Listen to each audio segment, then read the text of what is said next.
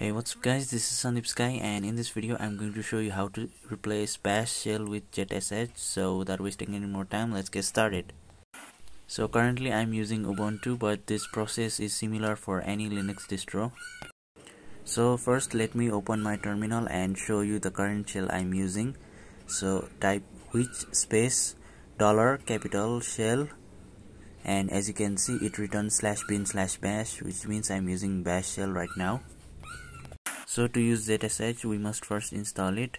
So we have to install packages ZSH-syntax-highlighting and ZSH-autosuggestions. So if you are using Ubuntu or Debian based distribution, then use sudo apt install. If you are using Fedora, then use sudo dnf install, and if you are using Arch based distro, then use pacman-S.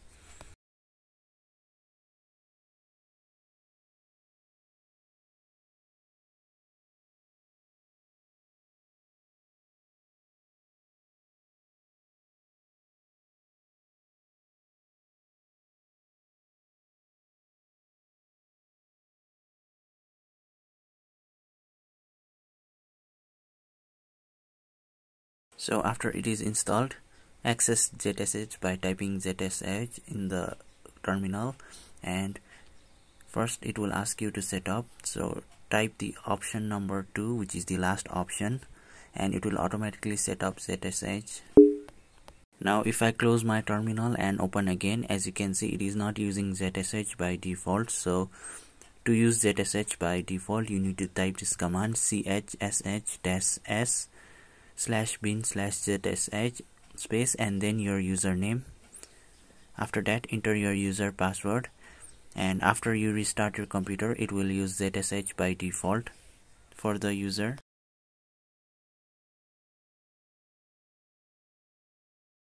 So after restarting, if I open my terminal, as you can see it is using ZSH by default, and to verify this, type which space $shell, and as you can see it returns ZSH.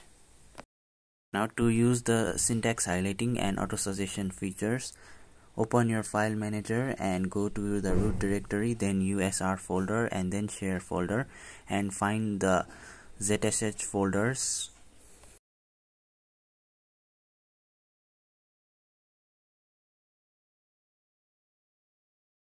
So first I'm going to ZSH auto suggestions folders, and I'm going to copy the path to this.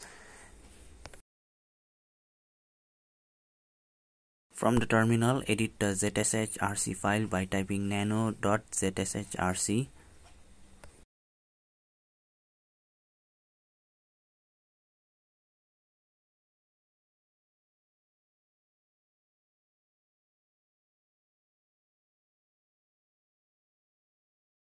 Now go to the bottom of the file and type source space and then copy paste the path to the ZSH auto suggestions, and then type / and then ZSH-autosuggestions dot and type the extension, which is the .zsh.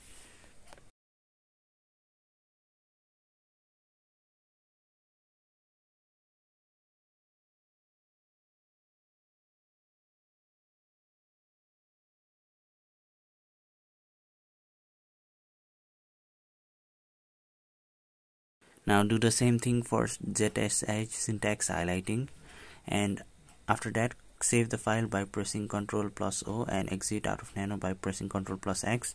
Now if you close your terminal and open the terminal again, you will see that these features are enabled.